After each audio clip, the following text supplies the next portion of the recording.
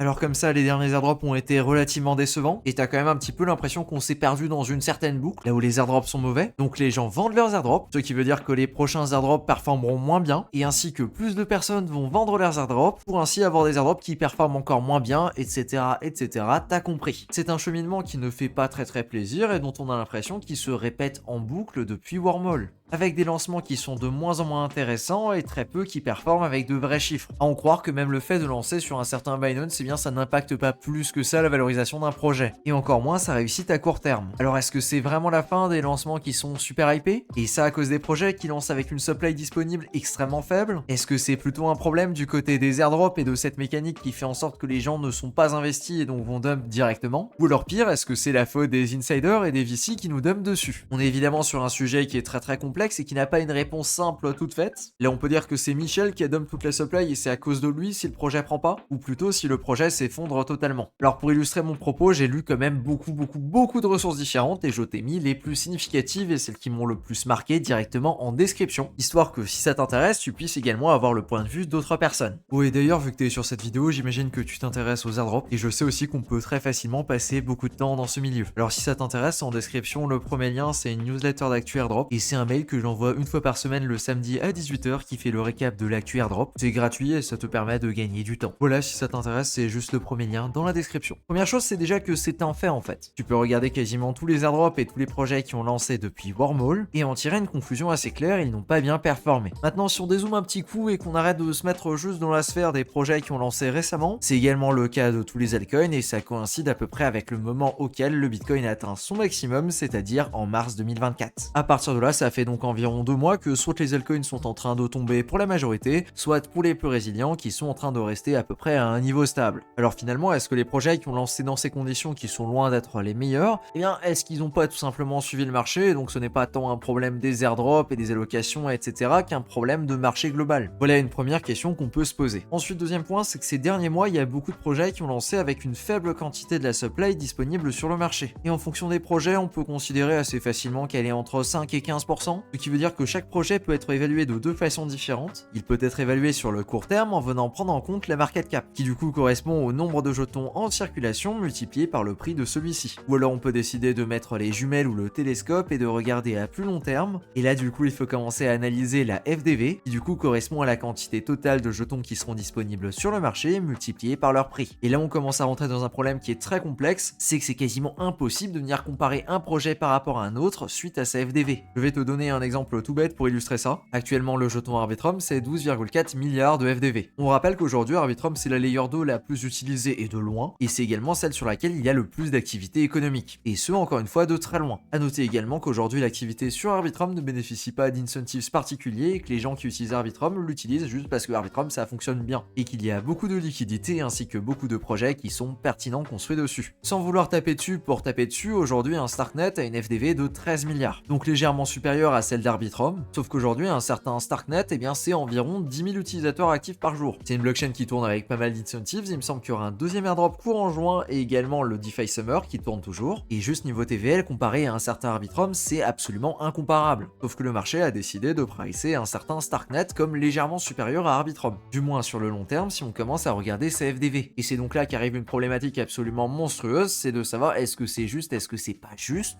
et pourquoi on en arrive à ce résultat là qui, si on prend uniquement les chiffres à face value, eh bien n'est pas cohérent. Deuxième problématique dont on ne parle quasiment pas, c'est tout simplement la multiplication des projets qui se sont lancés récemment. Et où en fin d'année dernière et au tout début de cette année, avoir 1 à 2 projets intéressants par mois c'était déjà beaucoup. Allez, dans les meilleurs mois on en avait peut-être 3 ou 4 qui lançaient. Et bien sur ces 2-3 derniers mois, je sais pas toi, mais moi j'avais l'impression qu'il y avait 5 à 6 projets qui lançaient par semaine. Il y avait même une semaine là où plusieurs jours d'affiliés, il y avait plusieurs drops, et même une dans laquelle il y avait plusieurs drops sur un jour. Ce qui implique évidemment que l'attention dédiée à chacun de ces projets, eh bien elle est bien plus faible. Et là où c'est quelque chose que je connais bien, je veux dire j'ai déjà fait 2021, bien là c'est carrément un autre niveau et j'ai jamais vu des choses passer aussi vite d'une narrative à une autre, ou plutôt d'un projet à un autre. Là où on ne laisse même pas le temps à un projet de briller, d'avoir ses jetons qui sont sortis, de regarder ce qui se passe au niveau du price action, on est déjà au suivant. Et qu'en même temps on en oublie complètement celui qui est déjà sorti, tout simplement car il a déjà son jeton, il n'y a plus d'airdrop ou alors il y a une saison 2 miteuse. Alors à quoi bon s'y intéresser, on l'a déjà swappé pour récupérer de l'Ether et pour pouvoir jouer à un autre projet. Et ça, c'est pas spécialement une critique, c'est tout simplement un autre prisme pour essayer d'expliquer pourquoi on a ces nouveaux jetons qui ne performent pas. Ensuite, de temps en temps, on va également dire que c'est les VC qui dumpent. Généralement, c'est pas le cas, tout simplement parce que la majorité des projets, et pour être listés sur des échanges, il y a des prérequis assez standards qui sont appliqués, et cela c'est d'avoir un lock de 1 an avant la possibilité de pouvoir vendre. Et pour le standard actuellement, on est sur un cliff de 1 an avec un vesting de 3 à 4 ans par la suite. Autant te dire que c'est clairement pas avec les allocations des VC qu'on est en train de te dumper dessus. Par contre, là où ça fait très clairement plus débat, c'est au niveau des airdrops. Là où de plus en plus on peut supposer que des insiders ou des VC donnent des informations à des personnes très bien placées, notamment comment jouer les airdrops, quels seront les critères, etc. Ou au final leur permettre de choper une allocation bonus en day one qui elle n'est pas vestée, et peut donc généralement être vendue sans absolument aucune condition. Là où évidemment ça reste des suppositions, et actuellement je n'ai pas de preuves pour pouvoir avancer quoi que ce soit, c'est d'autant plus frappant sur les projets pour lesquels il faut déposer de la liquidité et celle-ci génère des points. Je pense notamment à certains Ion Layer, là on peut voir que des gros wallets ont retiré un jour après la snapshot, alors que normalement ces gros wallets là n'avaient pas l'information que la snapshot allait arriver le jour là où elle est arrivée. Alors bon, ils ont quand même calmé les ardeurs de la communauté en distribuant un drop plus important, mais il ne faut pas oublier ce fait assez frappant au niveau de l'histoire d'Ion Layer. Autre chose aussi, c'est que des informations que j'ai recueillies, normalement pour être listées sur un gros échange, il faut avoir des métriques assez monstrueux.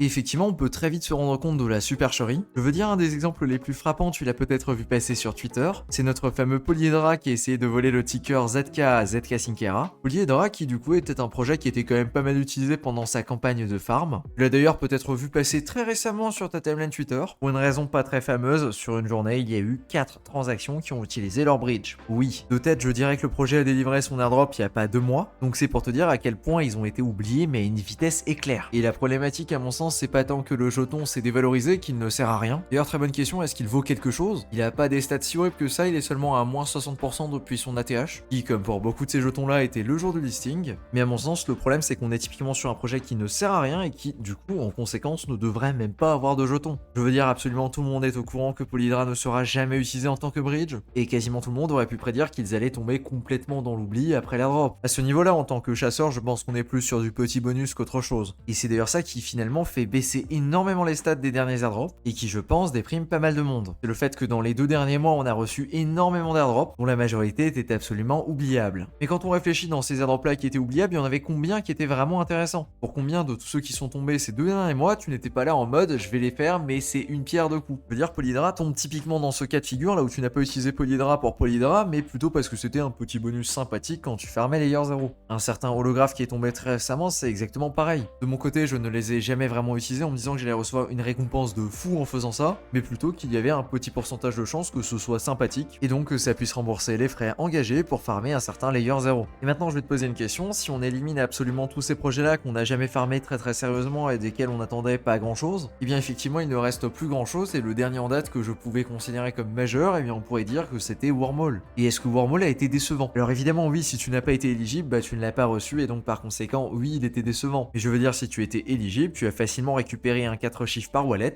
en tout cas si tu avais vendu dans les premiers jours. Alors oui, on n'est certainement pas au même niveau que ce qu'on a eu une fois avec un certain Arbitrum, mais c'était clairement dans une autre ligue, et surtout c'était il y a plus d'1 an aujourd'hui. Alors voilà, je me dis que la perception des airdrops récents qui était particulièrement décevant, et bien en fait c'est tout simplement des projets pour lesquels on n'aurait rien dû attendre au départ. Tout simplement car derrière cela, il y avait vraiment pas grand chose. Un autre gros airdrop, on a Ion Layer, et un certain Ion Layer aujourd'hui, même si j'aimerais bien avoir la réponse, savoir si ça a été intéressant ou pas, malheureusement on n'aura pas la réponse avant septembre. Donc c'est exactement pareil, je ne peux pas l'inclure dans cette liste, tout simplement car je ne sais pas à combien il va lancer. Par contre, on peut parler du plus gros enjeu pour les airdrops qu'on n'a pas connu depuis très longtemps, et celui-là je pense pas qu'il sera reporté à septembre, et il aura lieu courant juin. C'est simplement la doublette ZK Sync Layer 0. Et de mon côté, s'il y a bien quelque chose que je vais observer avec les yeux grands ouverts, eh bien c'est évidemment cette paire-là. Car à l'inverse de beaucoup de petits airdrops à droite à gauche qu'on farmait en faisant une pierre de coups, les géants, les monstres et ceux qu'on attend depuis plus d'1 an, c'est eux. Alors voilà, je pense qu'ils sont là les enjeux. Et pas dans tous les petits drops qu'on a pu recevoir à droite à gauche qui finalement n'ont pas été si intéressants que ça. L'ambiance du côté des chasseurs est loin d'être la plus forte. Alors voilà là où on en est du côté des chasseurs. On est en fin mai 2024 et l'ambiance du côté des chasseurs, elle est quand même relativement moyenne. Faut dire que ça fait 2-3 mois qu'on enchaîne les drops, mais que ces drops là sont plutôt ridicules. Sauf que voilà, en juin, on est quasiment sûr qu'il y aura 2 drops très intéressants. Layer 0 et ZK Sync qu'on chasse depuis plus d'1 an, et qu'à eux seuls, ils pourraient relancer ce game. Alors évidemment que je suis bullish pour l'avenir des airdrops, en particulier pour ce mois de juin qui sera particulièrement tendu, et durant lequel on pourra normalement finalement récolter le résultat de notre dur travail.